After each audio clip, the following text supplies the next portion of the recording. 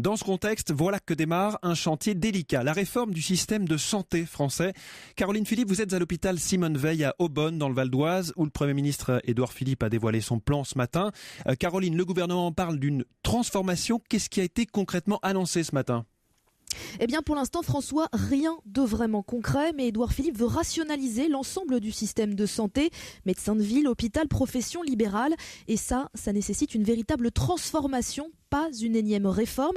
Le Premier ministre le reconnaît, c'est un plan ambitieux, mais le temps des rafistolages est révolu, dit-il. Une transformation que je souhaite globale, cohérente, méthodique, une transformation fondée sur l'idée qu'on se fixe des objectifs, qu'on discute ensemble des moyens pour les atteindre, et qu'on enrichisse ce qui doit l'être. L'idée, c'est de se donner 3 mois pour y réfléchir intensément. Avec un objectif, d'ici 5 ans, le sentiment qu'on aura fait bien plus que boucher un trou, qu'on aura bâti, au contraire, quelque chose de sain, quelque chose d'efficace et quelque chose de durable. Une concertation sera donc lancée en mars avec tous les acteurs de la santé sur les 5 grands chantiers présentés ce matin. Alors d'abord, il faut s'attaquer aux actes inutiles. 30% des dépenses de l'assurance maladie, soit 50 milliards d'euros par an, ce n'est pas rien. Pour ça, le gouvernement veut sortir d'un système de tarification à l'acte qui pousse les hôpitaux à faire du volume. Parce qu'aujourd'hui, plus on opère, plus les établissements gagnent de l'argent. Des expérimentations seront menées dès septembre. Autre volet, le numérique. Chaque patient doit pouvoir accéder en ligne à ses données et les prescriptions seront à l'avenir dématérialisées. Et puis, cette transformation va jusqu'aux étudiants en médecine. Le Premier ministre veut mener une réflexion, je cite, sans tabou sur le numerus clausus. Trop d'étudiants abandonnent après l'échec de la première année. D'autres partent même poursuivre leurs études à l'étranger. Caroline Philippe en direct d'Aubonne pour Europe 1. Merci Caroline. Bonjour Olivier Véran. Bonjour. Vous êtes député de La République En Marche et rapporteur général de la Commission des Affaires sociales de l'Assemblée. Alors on entend beaucoup de choses dans les tuyaux, beaucoup de pistes. Le but principal, c'est quoi ? C'est d'améliorer les soins pour les patients ou c'est de faire des économies sur les dépenses ? Le but principal, c'est vraiment de transformer en profondeur notre système de santé pour le moderniser, pour lui permettre de faire face aux nouveaux défis qui sont les siens, comme l'augmentation des maladies chroniques, le vieillissement de la population, le développement de la médecine ambulatoire, l'avènement du numérique, tout ce qui fait que nous devons impérativement moderniser notre système. Vous savez, on a un très beau système de santé qui fonctionne bien, qui fait notre fierté, qui est envié dans le monde entier, mais il faut être capable de se réinterroger par moment, réinterroger les formations, par exemple. On sait que le numerus clausus est un dispositif qui est aujourd'hui complètement abscon, qui est inefficace. On sait qu'on sélectionne les jeunes médecins sur des données qui ne sont pas forcément celles qui leur permettront d'être les plus compétents pour leurs malades. On sait que l'hôpital a vraiment puissamment besoin de se numériser. On a encore des dossiers papier dans les services hospitaliers.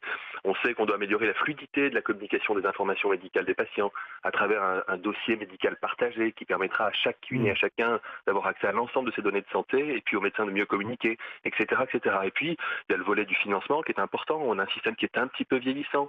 En matière de financement, c'est trop cloisonné entre la ville et l'hôpital, entre le médical et le médico-social. Ça fait des années qu'on sait qu'il faut s'attaquer aux problèmes de fond.